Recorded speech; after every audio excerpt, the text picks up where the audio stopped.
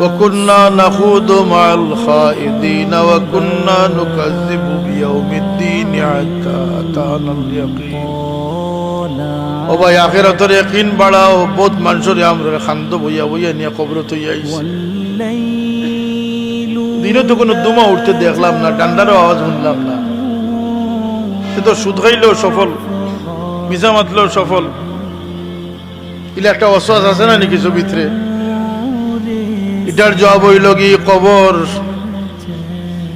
কবর সবর লাগি সমান হইছে না এই খবরের ভিতরে যাওয়ার পরে মানুষের উপরে যে শীতমায় যে মুশকিলাত হয়